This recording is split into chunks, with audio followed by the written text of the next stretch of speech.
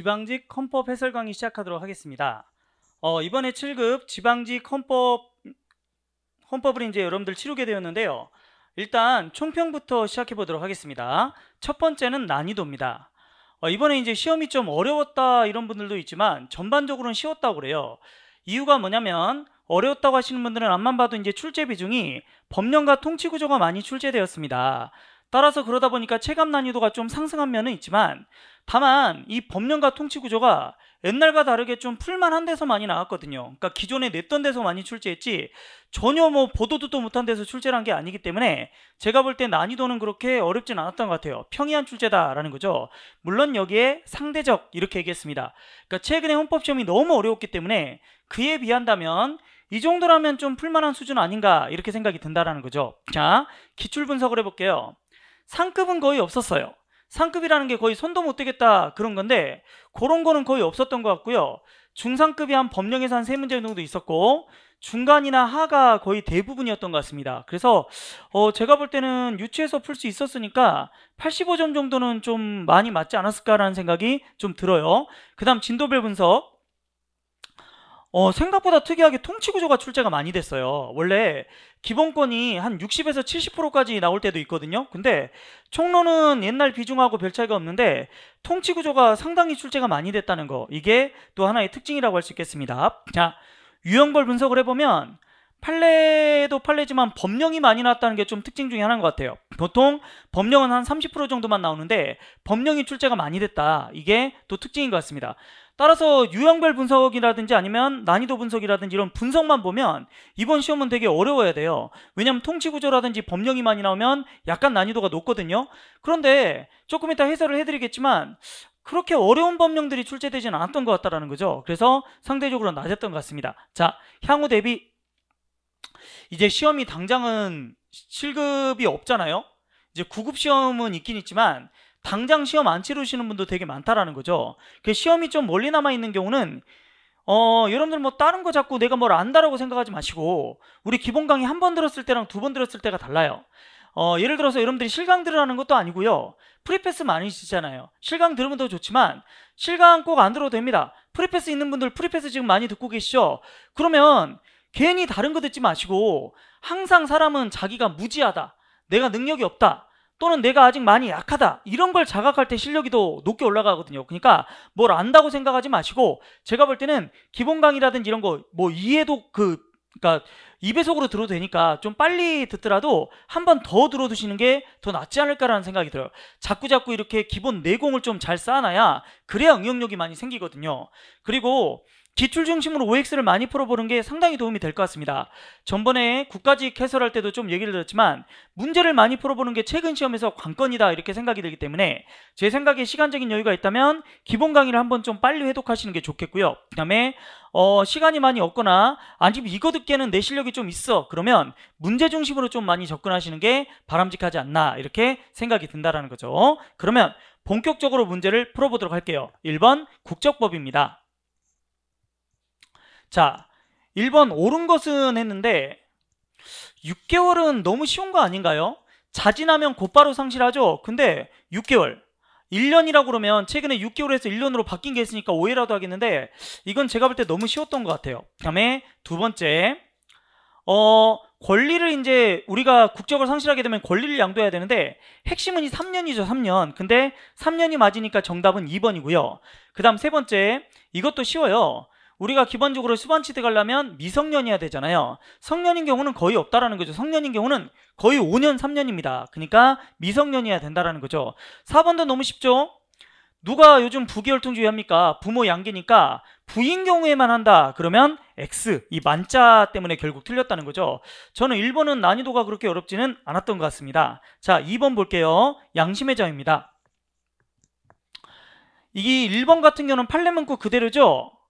헌법이 보호하고자 하는 양심은 어떤 일의 옳고 그름을 판단함에 있어서 그렇게 행동하지 않고서는 자신의 인격적 존재 가치가 허물어지고 말 것이라는 강력하고 진지한 마음의 소리다. 2번, 이런 양심이 자유로운 인격 발현을 위해서 어떤 정체성을 보장하는 기능을 담당한다는데 저는 이것도 좀 쉬웠다고 생각하는 게 3번이 너무 중요한 거예요. 양심적 변호구가 얼마나 중요한 A급입니까? 근데 이게 두 개로 나누죠. 대체복무제가 없는 종류 조항이 있고 그 다음에 처벌 조항이 있습니다. 근데 이 종류는 위반이라고 했고 판례가 처벌은 뭐다? 합헌이라고 했거든요. 이 두 개를 구별하는 건 이게 A급이니까 상당히 중요한데 처벌 조항이 위헌이다 라고 했기 때문에 정답이 3번인 거죠. 그래서 제가 볼 때는 이 정도도 되게 수월하지 않을까? 쉽게 풀 수 있지 않았을까? 라는 생각이 듭니다. 그 다음에 4번 같은 경우는 내심에 머무르란 절대적이다 이렇게 얘기하고 있죠. 자, 그 다음 문제 보도록 할게요. 2번까지도 제가 볼 때는 수월하게 넘어갈 수 있을 것 같아요. 3번도 아주 어렵진 않았는데요. 국무총리에서 제일 많이 나오는 게 뭔가요? 바로 요거예요. 명령이나 처분이 위법하고 부당할 때 대통령 승인을 얻어야 된다. 따라서 독자적으로 안 된다는 거죠. 정답은 2번이고 4번은 틀렸습니다. 요게 가장 출제가 많이 되는 거거든요. 근데 이게 나왔어요. 그러니까 이거는 그렇게 어려운 건 아니었다라는 생각이 든다는 거죠. 1번도 그렇게 어렵지는 않습니다. 요 사고를 거리로 바꾼다든지 이러면 조금 난이도가 있는데 요거는 그렇게 난이도가 있지는 않는 것 같아요. 자, 부총리 중에 누가 먼저다? 기획재정부 장관이, 그 다음 교육부 장관이죠. 이건 좀 어려울 수도 있겠습니다만 이 2번이 워낙 2번, 4번이 핵심적인 지문이다 보니까 1번 때문에 꼭 틀린 사람이 실제로 주변에 봐도 그렇게 많지는 않았던 것 같습니다. 그 다음 국무총리랑 대통령은 국무회의 구성원이지만 국무위원은 아니죠. 그죠? 이것도 몇 번 나왔습니다. 3번 중간 정도 난이도가 되겠지만 그렇게 어렵지는 않다라는 생각이 듭니다. 그 다음에 4번입니다.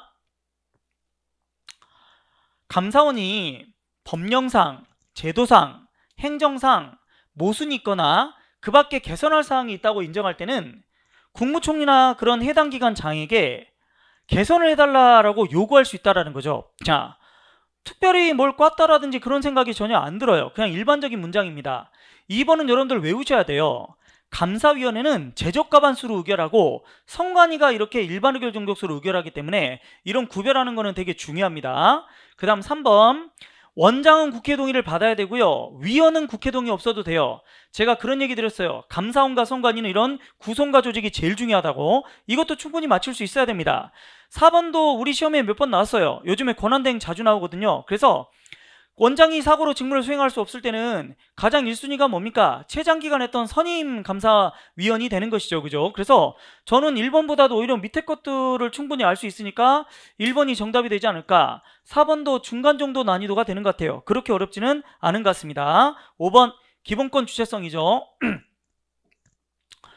주거의 자유라든지 변호인의 조력받을 권리 이런 것들은 외국인도 인정된다. 최근에 판례 문구죠. 그 다음에 2번 우리가 외국인을 인정한다고 해서 국민하고 동일한 수준까지 인정하는 건 아니죠. 그래서 우리가 원칙적으로 상호주의라고 얘기하잖아요. 평등주의가 아니고. 그 다음에 3번 공직선거법은 외국인한테는 전혀 선거권을 인정하지 않는다라고 했는데 여러분들 지방참정권 인정하는 건 거의 다 알고 계시죠. 그죠? 그러니까 3번이 틀렸습니다. 4번은 A급이죠. 일할 자리와 일할 환경이 있는데 일할 환경은 보장된다라는 거죠. 5번 정도는 제가 볼 때는 H급에 가깝지 않나라는 생각이 들어요. 그렇게 어렵지는 않는 것 같습니다. 6번 보겠습니다. 자, 이 지문도 몇 번 출제가 됐던 것인데 내가 전문 과목을 표시하면 그런 표시한 전문 과목에 해당하는 환자만을 진료해야 된다고 한 이 조항은 결국 청구인들의 직업의 자유를 침해한다라고 얘기한다라는 거죠. 그러니까 다시 말하면 내가 오히려 석사 박사야. 그러면 내가 박사를 예를 들어 뭐 상법을 땄다. 그러면 일반 학사보다도 더 강의할 수 있는 폭이 좁아진다는 게 말이 되냐라는 거죠. 그래서 제가 이거는 판례를 여러 번 설명드렸던 것 같아요. 당연히 청구인들의 직업수행의 자유를 침해한다. 다음 2번도 쉬운 겁니다. 학원도 그렇고 건설업도 그러거든요. 임원이 잘못했다고 해서 학원을 등록 취소한다는 게 말이 되냐는 거죠. 그래서 결국 2번도 위헌이다라는 것이고 3번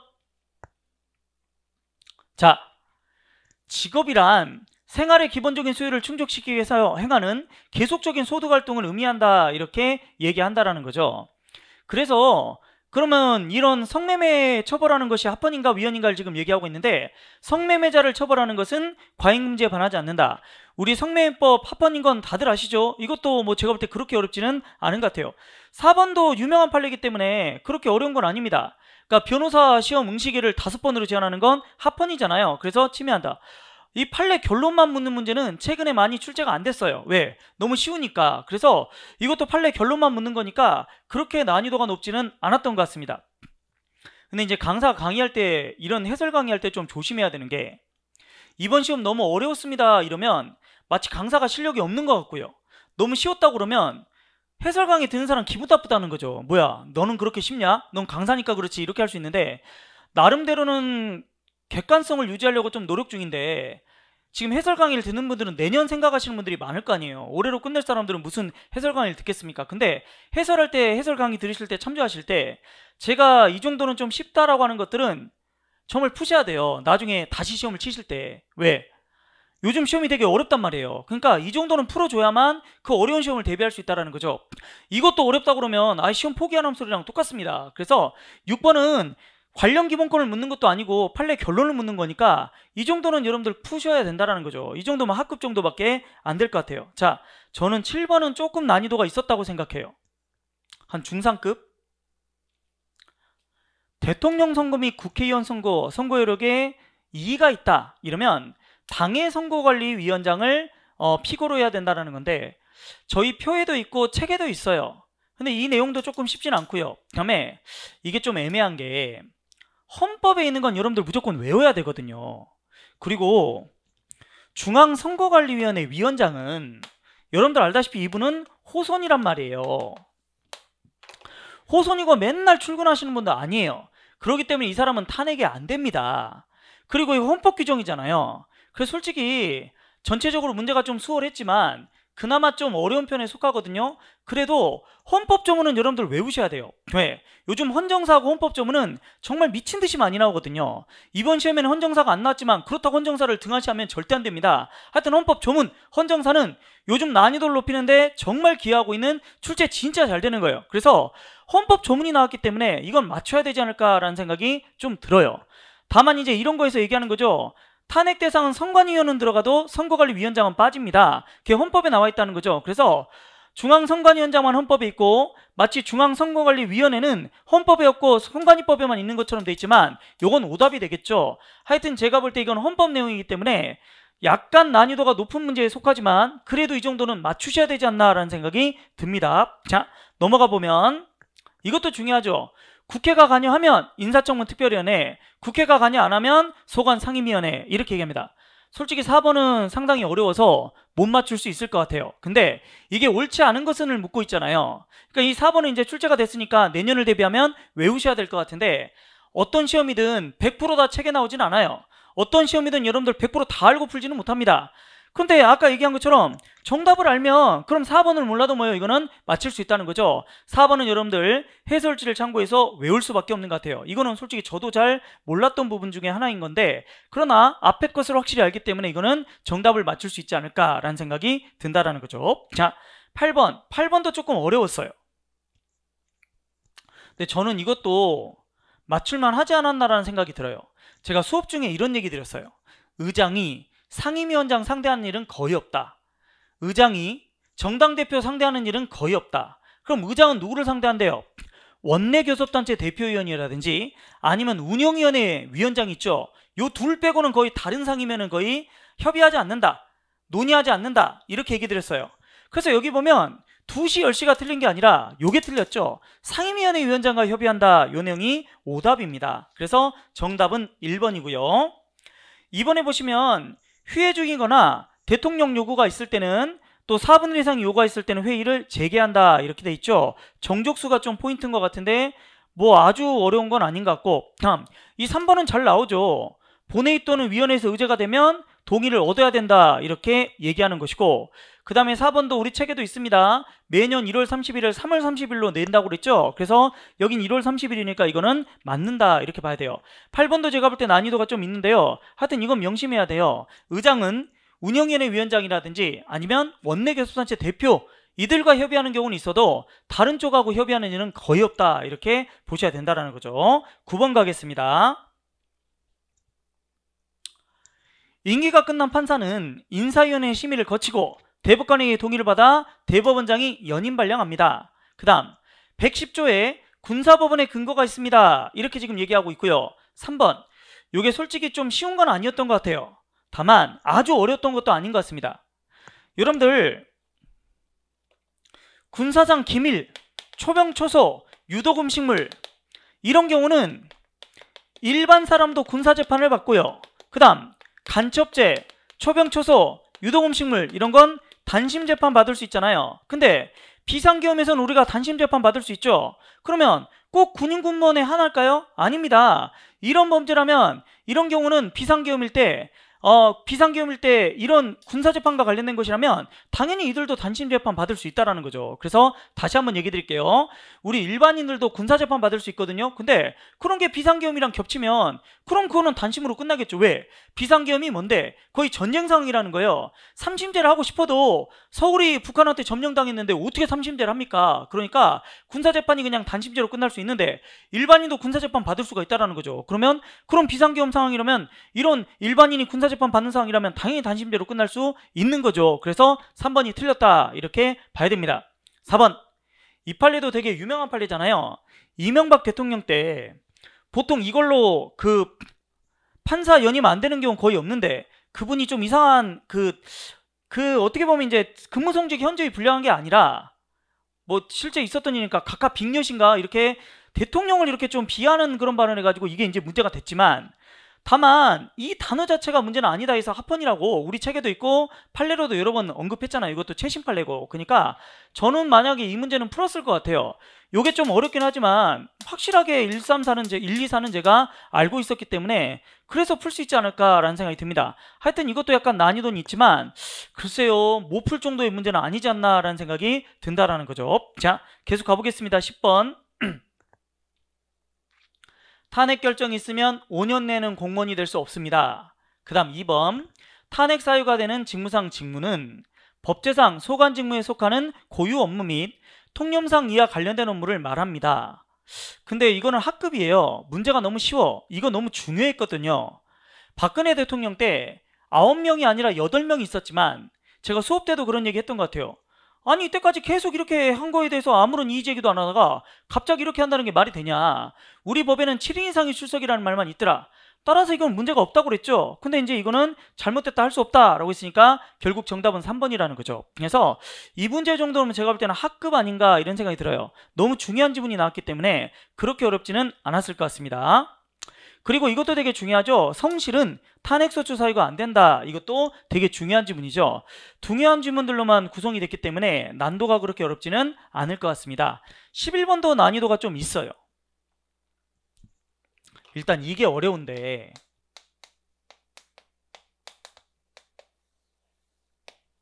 제가 여기서 여러분들한테 코멘트를 또 하나 드리고 싶은 게 있어요. 저는 솔직히 이 문제 풀었을 때 이거 어렵지 않게 풀었거든요. 그래도 이건 난이도를 중상으로 이렇게 놨던 것 같은데 일반 수험생들이 어려울 수도 있으니까 저 분명히 이거 기억나요. 법령 강의에서 했습니다.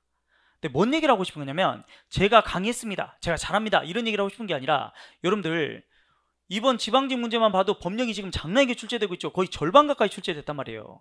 그래서 많은 학생들이 요즘에 법령 강의를 안 듣거든요.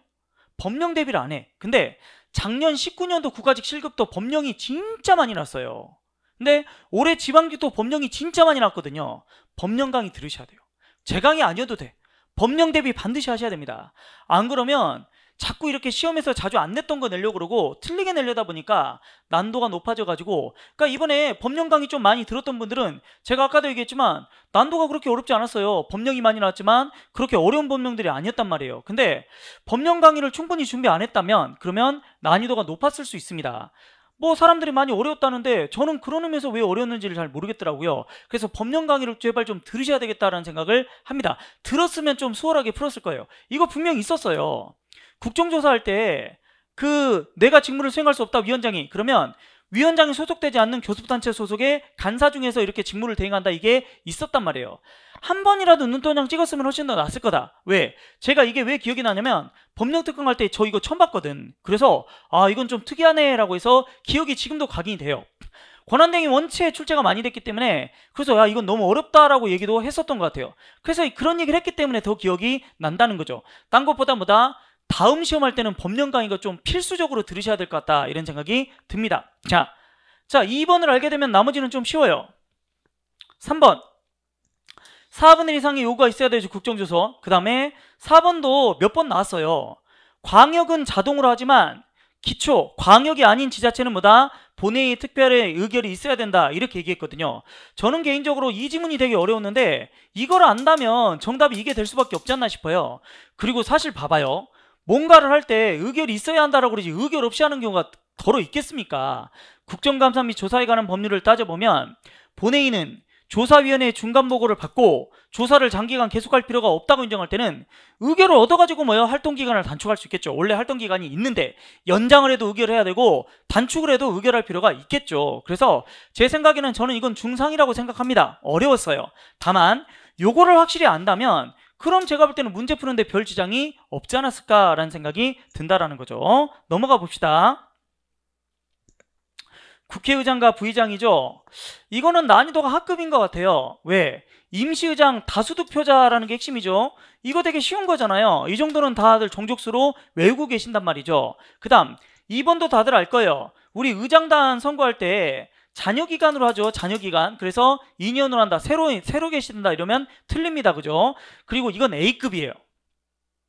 출석 발언할 수 있는데 표결에는 참가할 수 없죠. 의장은 A급이다. 그 다음 4번 권한대행에서 연장자가 하는 경우는 거의 없어요. 의장은 자신이 못할 때는 지정을 하고요. 지정을 할 수 없으면 인원수가 많은 교섭단체에 국회 부의장이 담당하게 돼 있습니다. 그래서 연장자가 한다. 이거는 오답이라는 거죠. 근데 정답이 너무 쉬워서 이거는 하급이 아닌가라는 생각이 듭니다. 그 다음 13번 본인이 직접 출석할 수 있는데 의견 표시를 왜 못하겠어요? 그 다음 2번 이것도 되게 중요한 거잖아요. 계엄사령관은 국방부 장관의 지휘감독을 받는데 다만 정국을 할 때는 대통령이다. 되게 중요하죠. 자, 그래서 제가 이거 비교 문제로도 얘기했어요.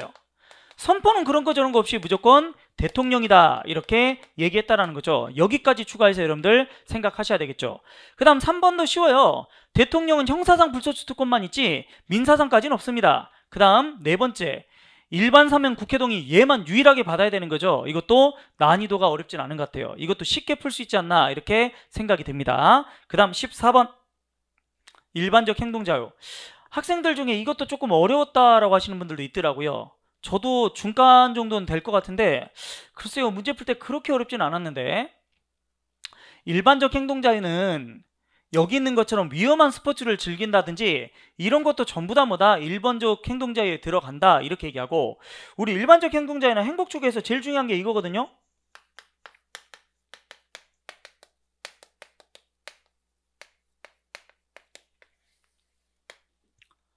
일반적 행동자유나 포괄적인 거는 소극적인 거에 대해서만 약간 돼요. 소극적인 거. 그러니까 우리가 얘기할 때 행복추구는 뭐다? 바로 포괄적 의미의 자유권이다라고 얘기했죠. 그러면서 수업에서 뭐라고 그러냐면 이해 근거에서 뭘 해달라 이런 건 안 된다라고 얘기했어요. 근데 여기는 지금 일반적 행동자유권에서 현역병을 시켜달라, 현역병으로 복무하게 해달라 이렇게 지금 얘기하고 있잖아. 그러니까 이건 안 된다라는 거예요. 소극적 의미의 자유권이기 때문에 나한테 이러지 마세요, 시키지 마세요, 하지 마세요 이런 것만 될 수 있다는 거예요. 그래서 2번이 틀렸습니다. 글쎄요 제가 이 문제를 풀 때 컨디션이 좋아서 그랬는지 저는 이게 그렇게 어렵지 않게 보였거든요. 근데 학생들 중에는 이게 이제 좀 어려웠다 이런 분들도 있더라고요. 근데 그래서 제가 볼 때는 이제 여러분들이 아까 제가 기본 강의 한번 더 들어볼 필요가 있다. 왜? 여러분들이 실력이 꼭 없어서가 아니라 한 번 더 들으면 그때 눈에 보이지 않았던 것들이 다시 이렇게 기억이 나고 아 이게 이런 의미가 있었구나 라고 해서 다시 생각나는 경우도 있더라고요. 그래서 제 생각엔 꼭 제 강의 안 들어도 돼요. 다만 한 번 더 기본 강의 듣거나 아니면 기본서를 좀 반복해서 내공을 좀 제대로 쌓아놓으면 이런 문제들 있죠. 아까 2번 같은 문제를 좀 풀 수 있지 않을까라는 생각도 좀 아쉬움에 듭니다. 그죠? 자, 그 다음 헌법 10조 행복주권에서 계약의 자유가 파생됩니다. 이렇게 얘기하고 있고 그 다음 헌법 10조 행복주권에서 책임감 있는 사람에 대한 자기운명 결정권 이런 것들을 존중하고 그리고 그에 대한 책임을 부담함을 전제한다. 이거는 그냥 일반 문장적으로 보시면 될 것 같습니다. 그 다음 15번입니다. 15번도 이게 좀 어렵죠? 근데 저는 이것도 그렇게 어렵게 풀지는 않았던 것 같아요. 중간 정도 난이도는 되겠지만 일단 핵심은 이거는 국방상 또는 국민경제상입니다. 요게 핵심이고요. 그 다음 두 번째 이행강제금은 행정법 하시는 분들은 쉽게 맞추실 것 같은데 여러 번 부과해도 돼요. 여러 번 부과해도, 계속 될 때까지 부과해도 됩니다. 이걸 위헌으로 보는 경우는 별로 없다라는 거죠. 그렇게 어려운 사안은 아닌 것 같고, 3번 불매운동의 목표로서 소비자의 권익이라는 것은 원칙적으로 사업자가 제공하는 물품이나 용역의 소비생활과 관련된 것으로 상품의 질이나 가격, 유통구조, 안전성 등 시장적 이익에 국한된다, 이렇게 얘기하고 있습니다. 그러니까 다시 말하면 우리 불매운동이라고 해서 무조건 허용되는 건 아니라는 거죠. 따라서 어떤 정치적 목적이나 이런 건 안 되고요. 상품의 질이나 가격, 유통구조 이런 것만 된다, 이렇게 얘기하고 있죠. 그래서 이제 조중동 불매운동이 아니라 조중동에 대해서 뭐다 광고하는 데까지 가면 이건 오바다, 이렇게 얘기도 했었잖아요, 판례가. 그 다음 4번